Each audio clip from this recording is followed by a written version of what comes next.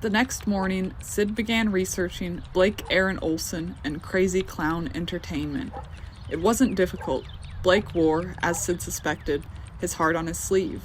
And on his website, apparently. The homepage featured a colorful and eyesore-ish list of upcoming birthday party tour dates, most of them residential addresses. This coming Saturday, Blake would be pimping himself out at 51 Greer Road, a location conveniently accessible via public transport.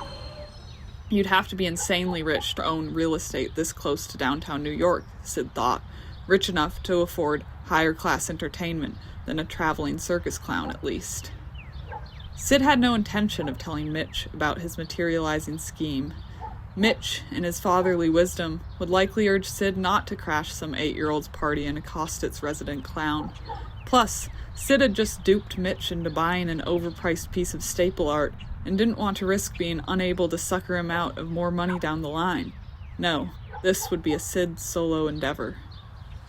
October had brought higher winds and cooler temperatures and those annoying scattered blips of rain that passed as soon as they came and came again 20 minutes later. Sid often found himself leaving his house in a trench coat, which, despite the unfortunate Columbine associations, he believed he could still pull off, and today was no exception. But besides some strange and furtive looks on the subway, Sid's coat didn't elicit much reaction, which I get the sense vaguely disappointed him. 51 Greer Road was a cute little brick home on the outskirts of Brooklyn. Pink banners reading "Happy Birthday, Kayla" draped the property's entire perimeter, but the real action was happening in the backyard, a fenced-in, shaded area with a slightly overgrown lawn. A Disney-fied, radio-friendly pop tune Sid identified as being in the key of D blared over a tinny speaker sitting on one of those webbed outdoor metal tables and buzzing with friction every time the bass hit.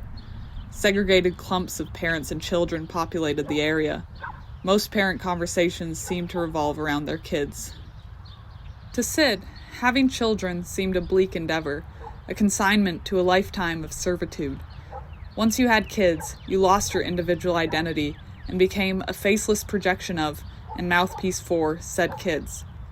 Every now and then, an identityless mom, because let's be honest, the dads were few and far between and appeared stork-like and out of place, as if they'd been randomly dropped here like roller coaster tycoon NPCs and were trying to get their bearings, pointed to a child, most of whom were batting around mouth-inflated balloons and or sitting on multicolored chairs at a short plastic table molding Play-Doh, though a few of the grimier boys were digging a hole and pouring diet soda into it, to show the other moms that that one was hers, and she was sure proud of it, of him or her. The whole situation was pretty sad, but Sid nonetheless longed to be pointed out in a crowd and identified as special or important, to be more than an afterthought. With the exception of one occasion he was trying to block out, he'd never had a birthday party. When he was young, his then-stepdad Glenn would sometimes bring home a cupcake from Pfeffer's, the only bakery in Village of Walton, upstate New York, where he grew up. The cake was always smooshed and lopsided, and most of its frosting stuck to the folded-over tabs of the packaging and needed to be licked off, so Sid would take a lick followed by an immediate bite of the naked cupcake to simulate eating it in its intended form. His stepdad would sit next to him at the table, silently reading the Wall Street Journal on his iPad, until Sid finished.